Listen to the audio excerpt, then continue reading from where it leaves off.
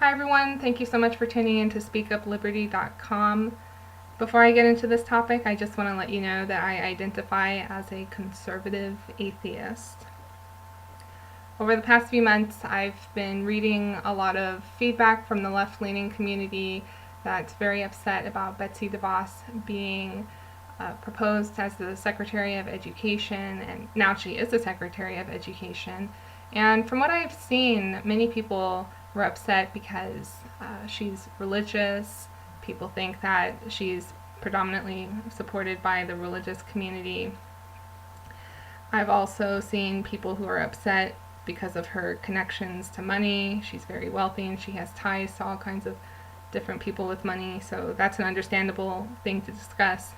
But I really haven't seen people discuss an issue that I see is important when it comes to Betsy DeVos, and probably a lot of other people who are also leaning right.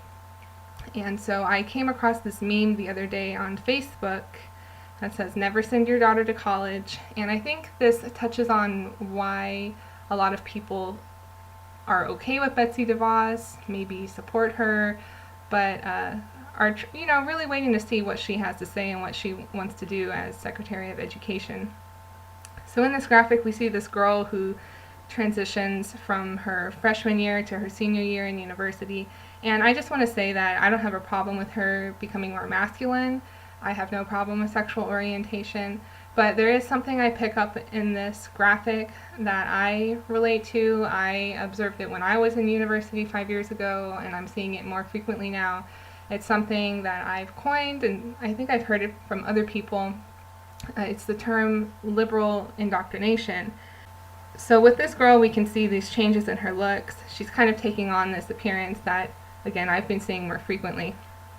So what is liberal indoctrination? What can I assume about this girl based upon this concept of liberalism?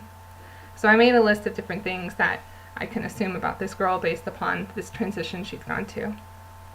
She most likely voted for Bernie Sanders, hands down, no questions asked, if she did even vote in this previous election.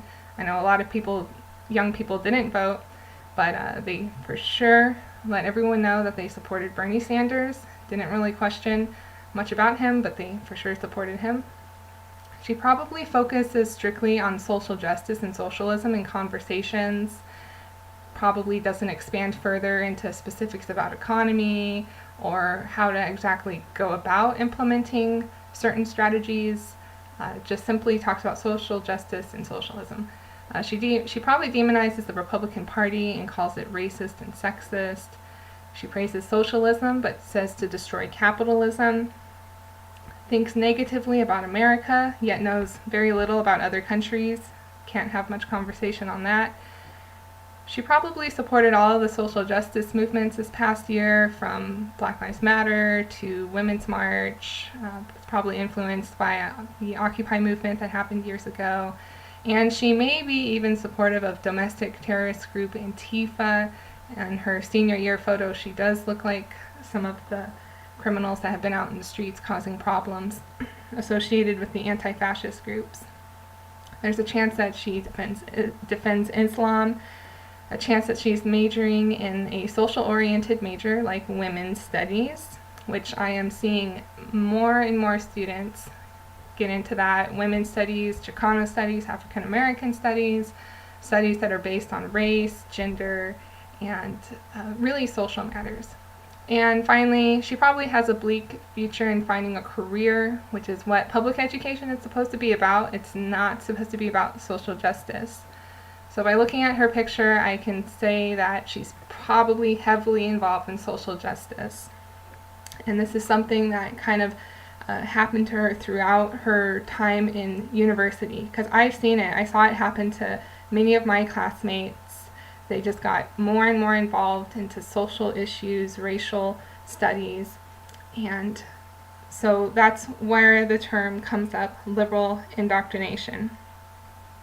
Becoming more focused on liberalism, socialism, social issues, and things like that.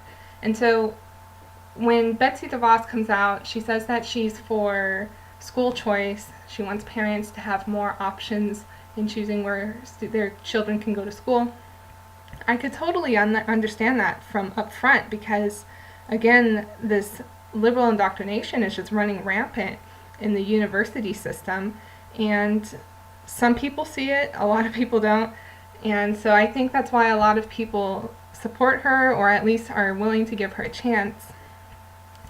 And so that's why a lot of people didn't speak up against her, and that's why people are waiting to see what happens with the education system.